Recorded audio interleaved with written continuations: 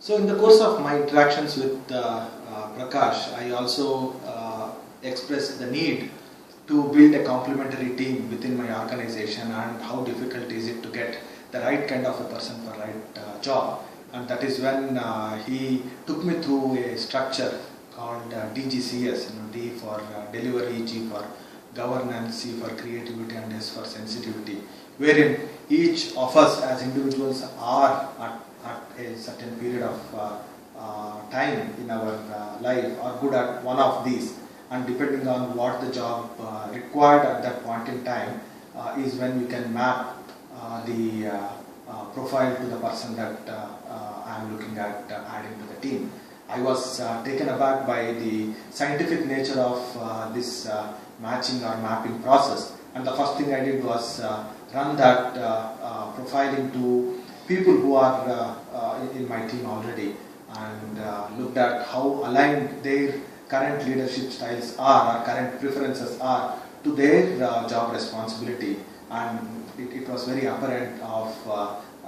the criticality of mapping the right person to the right job. And then we also looked at how do we build this process into our recruitment process while filtering the right candidate for the right job, because you cannot choose a person in 20-25 minutes of a conversation called as an interview, even if you have multiple interviews, without getting the context of what this job is going to be. And we have been immensely benefited by this profiling of people, so that in the initial stages itself you filter away candidates who have strengths in areas other than what we as an organization are looking at. That's from the perspective of building a complementary team. But what I, as the leader, also understood through this process is how critical is it to appreciate the complementarity of my team members, and also look at providing equal opportunity, or provide them assignments that play to their strengths, rather than looking at giving assignments by virtue of they holding a particular responsibility or a particular position. And that provided a much wider engagement of talent across the organization. I also started slowly realizing that as a leader, it's important for me to have my own space in terms of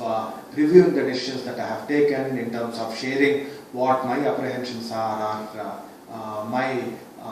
long-term strategic objectives are for this organization. And Mr. Prakash was my executive coach from that perspective, where I could share my thoughts without the apprehension of how these are going to be interpreted, or share with a person who can provide a neutral perspective without any agenda, and help me think through in terms of what are the possible directions that might emanate from the current situation or the situation that I am anticipating. So this has been again another good journey in terms of understanding how each team member is critical, and the kind of expertise that they bring to the table, to the importance of mapping that talent to the organization's requirement, and realizing that before onboarding the person into the team, rather than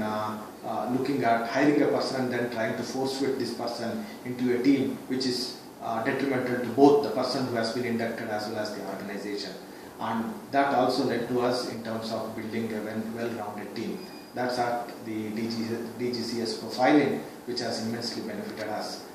In addition, the corporate sounding board initiative that we embarked on together provided me a well-guarded, a neutral sounding board to talk to without any agenda or bias, and help me think through the various possibilities that exist in decision-making process.